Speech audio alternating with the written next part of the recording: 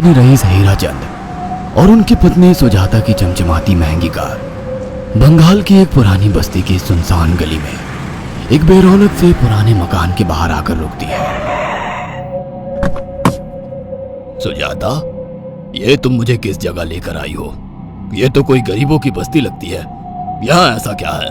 हीराचंद के कुछ भी समझ में नहीं आ रहा था कि सुजाता उसे ऐसी अजीब सी जगह क्यों लाई है, जिस मकान में दिन में भी अंधेरा दिख रहा था और धुआं उठ रहा था। आप मेरे साथ अंदर चलिए, सब समझ जाएंगे। यहाँ हमारी हर समस्या का समाधान मिलेगा। सुजाता और हीराचंद आशंकित कदमों से उस मकान में दाखिल होते हैं। तभी उन्हें किसी महिला की बाहरी आवाज सुनाई पड़ती है। चले आओ, चले आओ। हीराचंद ने देखा कि उस मकान के अंदर अंधेरा था। अचानक हीराचंद की निगाह एक कमरे की ओर पड़ी, जिसके अंदर हल्की हल्की सी रोशनी आ रही थी और उस कमरे के अंदर से धुआं उठ रहा था। शायद उस कमरे के अंदर आग जल रही थी। है? ये किसकी आवाज है? यहाँ इतना अंधेरा क्यों है और ये धुआं कैसे उठ रहा है? मेरा तो यहाँ दम घुट रहा है। सुजाता और हीराचंद धीरे धीरे कदमों से उस कमरे के अंदर चले गए।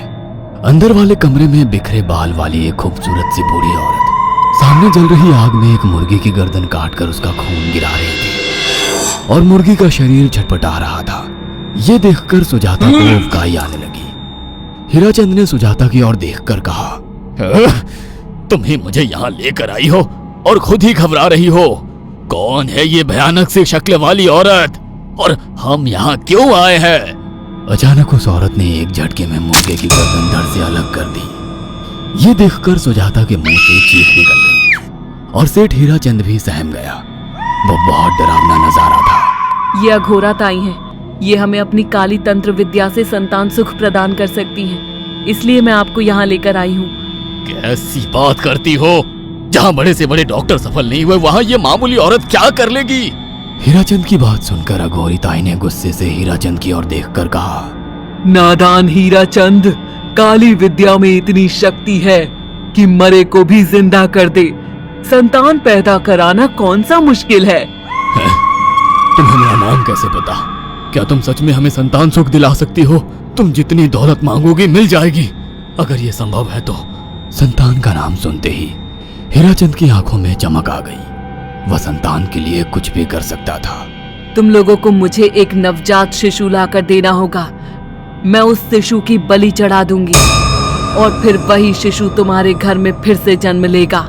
नवजात शिशु की बलि का नाम सुनते ही सुजाता और हरिचंद डर के मारे सिहर गए, पर उनकी आंखों में उनकी संतान का सपना ज्यादा बड़ा था।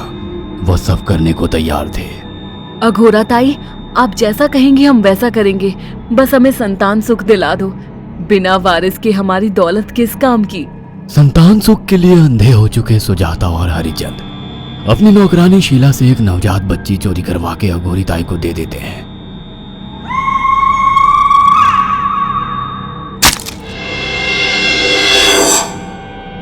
उस शिशु की बलि से सुजाता गर्भवती हो जाती है। देखा आपने अघोरा की तंत्र शक्ति?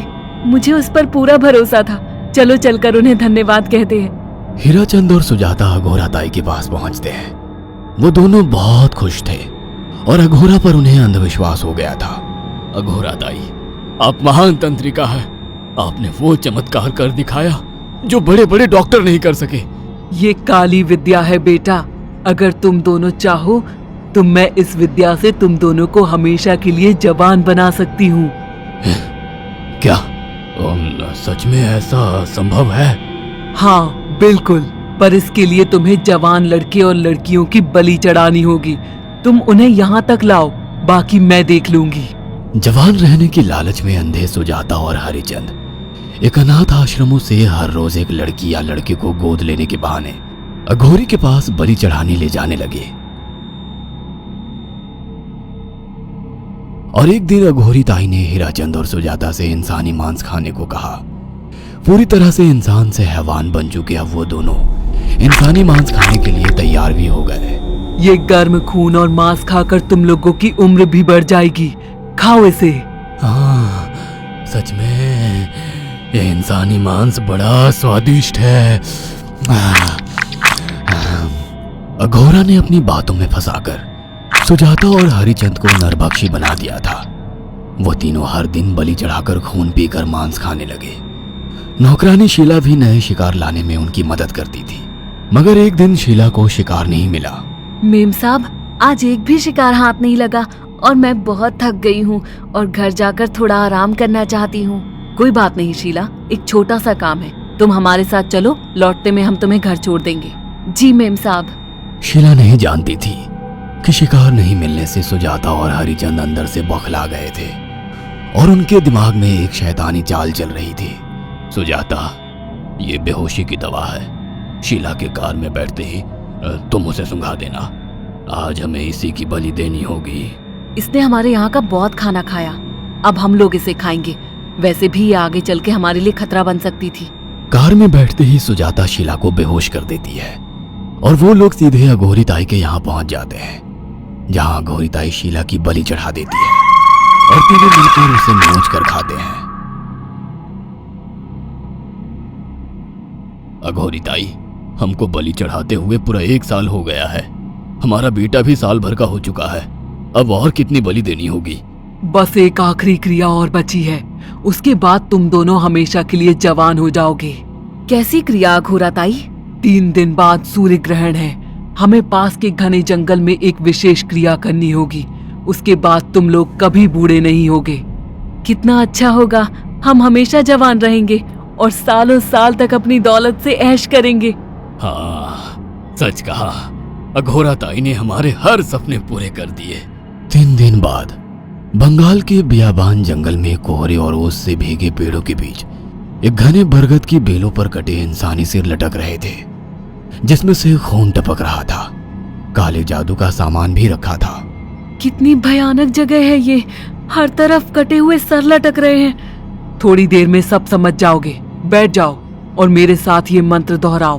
ओ, अघोरा, ये किन लोगों की कटी हुई गर्दनें हैं, आप यहाँ क्या करने वाली हो? हीराचंद की बात सुनकर अघोरा जोर जोर से हंसने लगी और उसने एक शैतानी हंसी हंसते हुए हीराचंद की ओर देखकर कहा, तुम जैसे ही लोगों ने अपनी इच्छाओं को पूरा करने के लिए इन लोगों की बलि चढ़वाई है और फायदा उठाया है। अब तुम दोनों आंखें बंद करके यहाँ बैठ जाओ और मेरे साथ मंत्रों को दोहराते जाओ। अघोरा ने सुजाता और हरिचंद को वशीकरण मंत्र और काले जादू के इस्तेमाल से सम्मोहित कर दिया और देखते ही देखते वो एक भयानक डायन में बदल गई और चीखती हुई बोली, अब मैं तुम दोनों की बलि चढ़ाकर अमर हो जाऊंगी, क्योंकि तुम लोगों ने 100 लोगों की बलि का खून पिया है। देखते ही देखते उस डायन ने फरसे से एक एक करके सुजाता और हरिचंद की गर्दन काटकर जल रही आग में बलि चढ़ा दी और उनका गर्म खून पीने लगी। जब तक तुम जैसे मूर्ख और लालची लोग अपने फायदे के लिए दूसरों को मेरे पास लाते रहेंगे, मैं उनका फायदा उठाकर ऐसे ही उनकी बलि चढ़ाती रहूंगी। दरअसल अघोरा एक डायन थी और अपना स्वार्थ पूरा करने के लिए उसने हीराचंद और सुजाता की लालच का फायदा उठाकर उनकी भी बलि चढ़ा दी। बुरे काम का बुरा ही नतीजा मिलता है।